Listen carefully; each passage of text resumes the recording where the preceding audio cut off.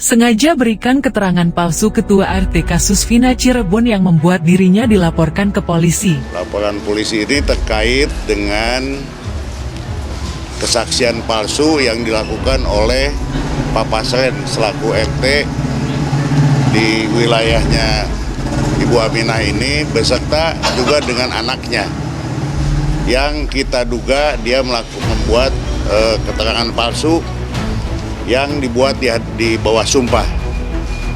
Nah, kita memang sudah membawa bukti-bukti semuanya, baik itu berupa putusan pengadilan, kemudian saksi-saksi, dan kemudian juga keterangan pernyataan-pernyataan yang kita dapat dari tetangga-tetangganya yang menyatakan bahwa pada malam tanggal 27 Agustus 2016 mereka tuh memang ada di rumahnya Pak Pasren.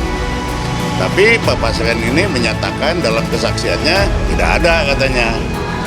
Yang saya laporkan itu karena pengakuan Pak RT itu keluarga memberikan iming-iming uang. Terus bilangnya disuruh berkata bohong alias karang cerita. Padahal kami tidak. Kami ke situ malah menyuruh Bapak RT Abdul Pasren suruh jujur. Kalau memang anak-anak itu tidur di rumah anaknya Pak Pasren, tolong jujur Pak. Itu aja ucapannya. Terus Pak RT bilang, enggak, itu bukan urusan saya, itu urusan polisi. Saya nggak mau ikutan. Terus Pak Pasren masuk ke dalam. Dan saya pun kami semua dengan sedih pulang ke rumah. Jadi memang sangat diharapkan oleh keluarga terpidana agar Pak Pasren ini bisa mengungkapkan atau mengutarakan yang sebenar-benarnya bahwa anak-anak itu benar-benar pada saat malam kejadian itu mereka semua ada di rumah anaknya yang bertepatan di belakang warung saya. Itu yang kami harapkan juga di dalam doa bersama itu. Dan kami mengharapkan memang sebagaimana diketahui banyak sekali kejanggalan dalam perkara ini. Teman-teman semua sudah tahu ya bagaimana 2 DPO yang kemudian menjadi dibatalkan dan fiktif. Bagaimana juga kesaksian dari saudara AF dan Dede ya yang bisa melihat dari jarak yang jauh bagaimana Liga Akbar ternyata tidak bersama-sama dengan para korban. Dan ini juga hari ini ya keluarga para terpidana sudah melaporkan juga ke polisi dan kami sangat mengapresiasi. Semoga ini juga bisa menjadi jalan pembuka ya sebagaimana juga bahwa Pak Kapolri menyatakan supaya ini diusut secara tuntas ya dan terbuka, sehingga kami berharapkan dengan laporan ini diterima bisa dapat nanti secara transparan, objektif ya dan akuntabilitas perkara ini dapat diungkapkan. Ketua RT bernama Abdul Pasren dilaporkan keluarga terpidana pembunuhan Vina Cirebon dan pacarnya Eke ke Mabes Polri pada Selasa 25 Juni 2024. Abdul Pasren adalah Ketua RT 2 RW 10, Kelurahan Karya Mulia, Kecamatan Kesambi, Kota Cirebon, saat kasus pembunuhan Vina terjadi. Pasren dilaporkan terkait dugaan memberikan keterangan palsu.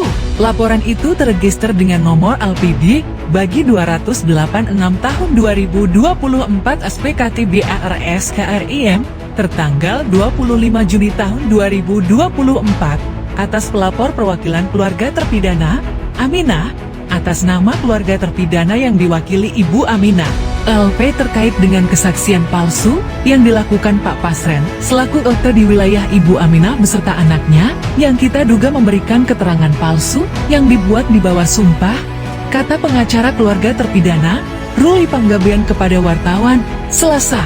Ruli menyebut atas pernyataan RT Pasren membuat terpidana Iko Ramadhani, Jaya, Supriyanto, Aka Sandi, Hadi Saputra, Sudirman terseret kasus itu dan dihukum penjara seumur hidup.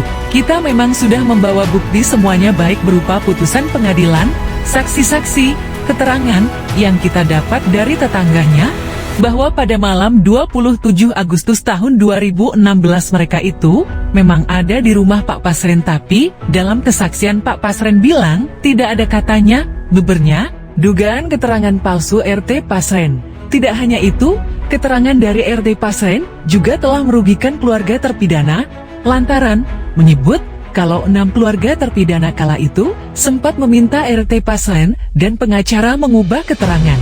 Itu semua tidak benar, dan oleh karena itu mereka hari ini membuat laporan. Jelasnya, pada kesempatan yang sama, Aminah selaku pelapor yang mewakili 6 keluarga terpidana juga membantah kalau keluarga sempat meminta agar RT Pasren berbohong dengan iming-iming uang. Bilangnya disuruh berkata bohong alias mengarang cerita, padahal kami datang ke situ untuk meminta Bapak RT Abdul Pasren suruh jujur kalau memang anak-anak itu tidur di rumah anak Pak Pasren, tolong jujur, tuturnya. Kata Pak Pasren, enggak, itu bukan urusan saya, itu urusan polisi, saya tidak mau ikutan, lalu masuk ke dalam rumah. Nah kami dengan sedih, lalu pulang ke rumah, tambah Aminah. Menurut Aminah, pihak keluarga pelaku saat itu datang meminta agar Pasren berkata yang sejujurnya.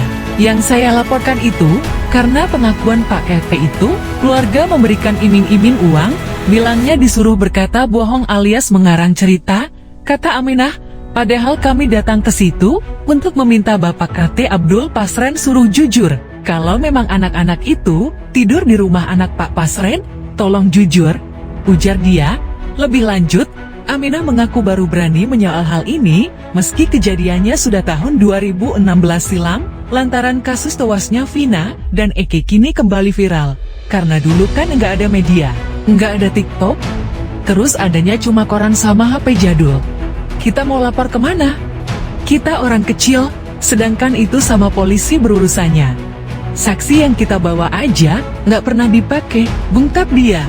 Sebelumnya, politikus Partai Gerindra Didi Mulyadi juga sempat mendampingi para keluarga terpidana ini. Mereka ini kan orang dari Wong Cirebon ya. Dalam kehidupan sosial ekonomi, berada pada lapisan masyarakat yang paling bawah, yang seumur hidup barangkali mereka pertama kali menginjakan kaki di Mabes Polri. Mereka datang ke sini untuk menguji kebenaran, ucap Dedi. Menurut Dedi, keterangan RT Pasren dalam persidangan tahun 2016 diduga tidak sesuai fakta. Pasalnya Pasren mengaku bahwa Aminah selaku kakak salah satu tersangka bersimpu di pangkuan Pak RT dan meminta agar berbohong di persidangan. Mereka datang ke sini untuk menguji kebenaran. Pengujiannya adalah bahwa di putusan pengadilan tahun 2016 itu ada putusan yang menyatakan bahwa Ibu Aminah kakak Supriyanto terpidana kasus Vina dan Eki bersimpu di pangkuan Pak RT Pasren, tuturnya. Dedi meyakini pernyataan tersebut keliru karena keluarga tersangka mengaku tidak pernah melakukan hal semacam itu.